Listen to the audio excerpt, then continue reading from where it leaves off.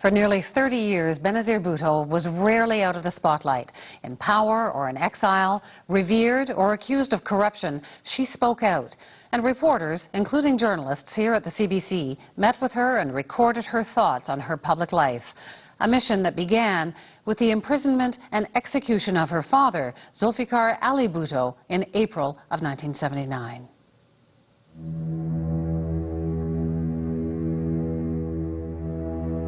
My father was very calm, and he talked of family matters, he talked of party matters, and I keep seeing his face. They asked, at the end of the meeting, I said that I'd like to hug my father goodbye. He'd been the president, the prime minister, he'd brought them back from the camps of India. They wouldn't even open the cell doors for me to kiss him goodbye. And then we just went back and started the countdown to death. Nobody else knew, nobody else was aware.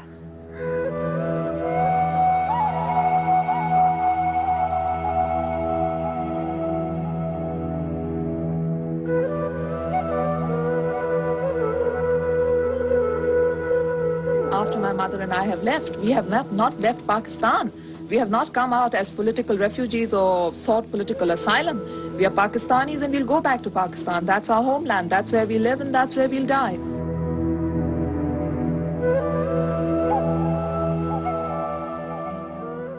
Ms. Bhutto, you've been behaving over the past few weeks as though you believe you cannot lose. I'm not saying you're cocky, but you're terribly assured.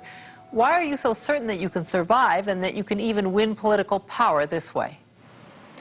I have confidence in the people of Pakistan. I have confidence in the popular support which the Pakistan People's Party enjoys. And I believe that the opportunity exists here for applying peaceful pressure on the regime and compelling them to seek a political solution which can lead our country towards freedom, democracy and the rule of law.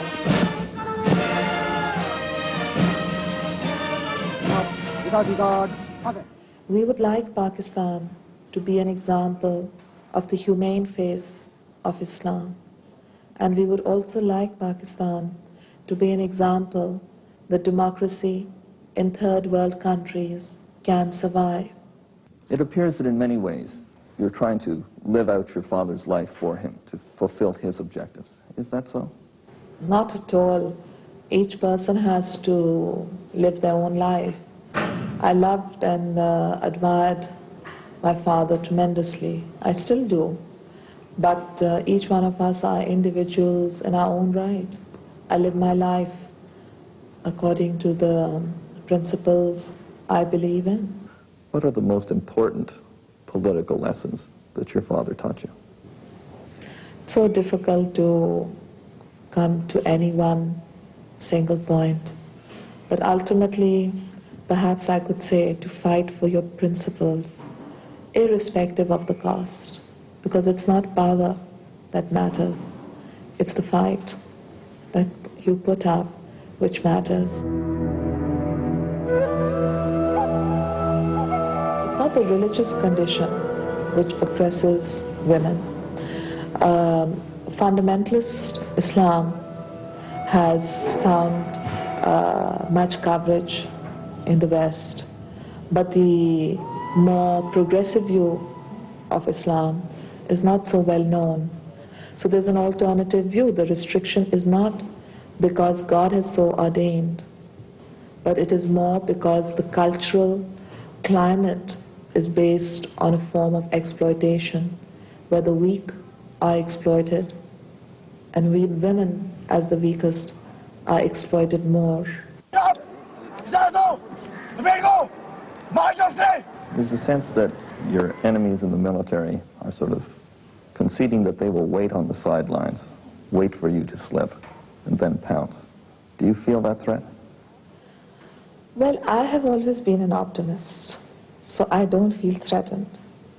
And I guess that the years of fighting martial law left their own mark, because if at that time one pondered on what would happen, one would not move.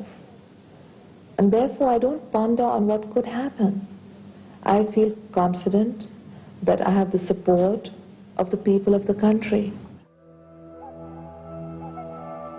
President Bush says that he's going after Iraq because he wants democracy there.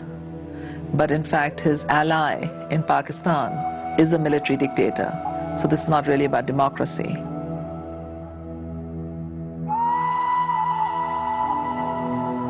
And it was 2 years after I was overthrown that Osama bin Laden declared war on America. There would never have been a World Trade Center bombing, in my view, if I had remained as Prime Minister of Pakistan.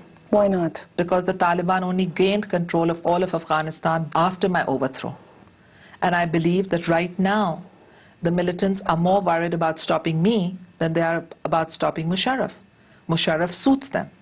He's a nice front to have, with which they can deceive the West while they regroup to subvert the government of Karzai in Afghanistan, and while they regroup to recollect their resources and make new cells for whenever their second phase will come up. What are, bottom line, what are you saying? Bottom line message is, don't trust military dictators. It's democracies that don't go to war against other democracies, and it's democracies that don't promote international terrorism.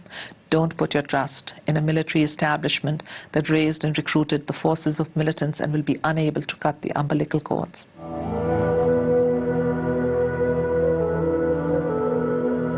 If you were to become Prime Minister, could you really take on the jihadists? Could you really take on those forces? Yes, I think my government can. And we have the experience, because in 1993, the first attack on the World Trade Towers had taken place. Pakistan was on the brink of being declared a terrorist state, and it was my government that moved firmly against the terrorist elements. They were taking on my government at that time, and that's why I say they fear the PPP. The chief members of Al-Qaeda, like Khalid Sheikh, who's been called the CEO of Al-Qaeda, and Ramzi, who planned the second attack on World Trade Towers, and Ramzi Youssef, who planned the first attack on Trade Towers, took me on.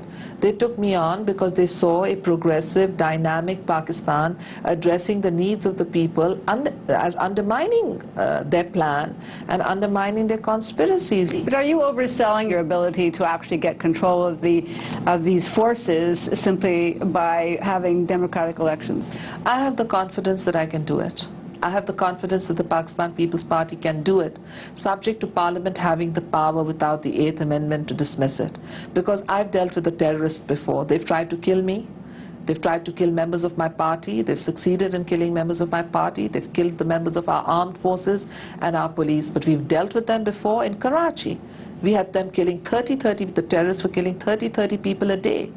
We pulled the army out, we went to the people, we boosted the morale of our law enforcement, we tried to deal with the bread and butter issues of our people, and we drove the terrorists out. Have you been pulled back into this? I mean, you've been in exile for so many years. You must have thought that you're not going to return to political life. Have you been pulled into this unwillingly? I never thought I wouldn't return to political life, no matter how bad it got. And I can't tell you how bad it got in the last 10 years. And not, just last 10 years we talk. Even last year, I can never forget the day when I was given a printout from an Interpol list, and I saw on the 85 most wanted people my mugshot with Zarqawi, the Iraqi insurgent. So it's been a tough time, but I never throughout all that depth of despair gave up my hope in the people of Pakistan, that they would stand by me and that I would go back. How deep was that despair? Well, it was, the days were difficult. General Musharraf had appeared as this white knight on shining armor, key ally of the West, and I remember one correspondent in London telling me that when you take on General Musharraf, you're actually taking on President Bush. And I said, no, I'm not taking on anybody outside Pakistan. I'm fighting for my people, and I believe that my people's survival lies in democracy, because I believe people become stakeholders when they participate in decision making of their government. But the days were very bad, they were very difficult. My life was like Madame Tussauds mirrors.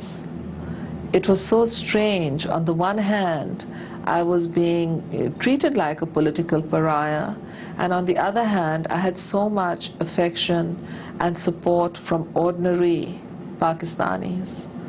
So I never lost hope.